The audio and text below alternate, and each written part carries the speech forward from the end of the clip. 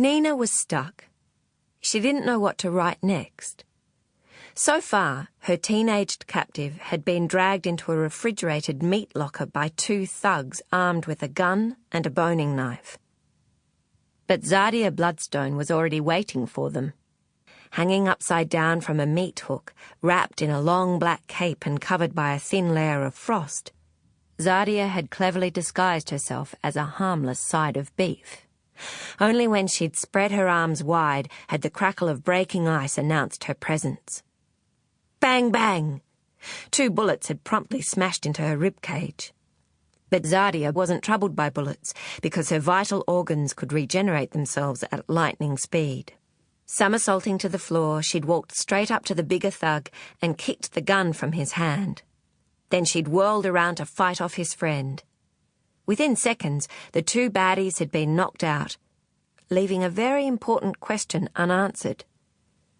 What would the rescued boy do? Obviously, he would be grateful. He might even be dazzled by Zadia's flawless face and perfect figure. But if he saw her sink her fangs into anyone's neck, he would also be frightened. He would realize instantly that she was a vampire and run for the door. He would be unaware at this point that Zadia was a heroic crime fighter who preyed only on low-life scum. Nina chewed away at a lock of her hair, thinking hard. She was in the middle of Chapter 8. The room in which she sat was illumined solely by the glow of her computer screen. Barely visible in the dimness were her brass bedstead, her Indian cushions, and her lava lamp. A poster of David Bowie hung on the wall, curling at the corners. A small bookshelf contained multiple copies of Youngblood, Book 2 of the Bloodstone Chronicles, by someone called N.E. Harris. Splashed across the cover of Youngblood was a glamorous, slinky young girl with white skin, black hair, and ruby red lips. She wore high-heeled boots and lots of black leather, as well as an ammunition belt. Her canine teeth were long and pointed, but she was stunningly beautiful nonetheless. She appeared to be leaping from rooftop to rooftop, her black cape streaming out behind her. "Nina!"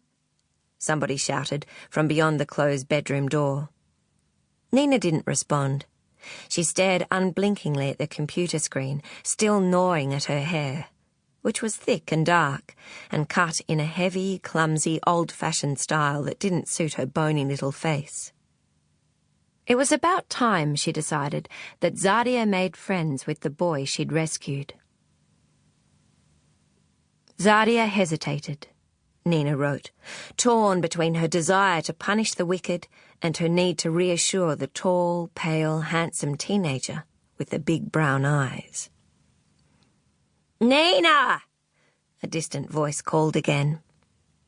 Ignoring it, Nina deleted the word pale. Her hands on the keyboard were like chicken's feet, all scaly and dry. Her skin was the colour of a maggot's, and her legs were so thin that her tights were wrinkled around the knees. Her boots had flat heels on them. "Nina!" The door burst open to admit a withered old woman in a quilted nylon dressing gown. "For God's sake, are you deaf? Father Amon's outside. You want to keep him waiting?" Nina sighed. She shut her laptop, moving sluggishly. "All right," she murmured. "I'm on my way."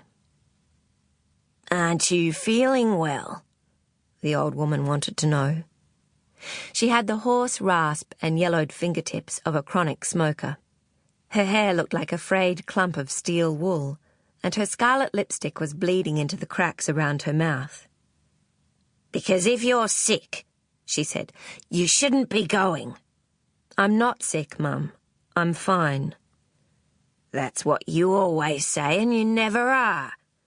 Is your head giving you trouble?" "No." "What about your stomach?" Nina didn't reply.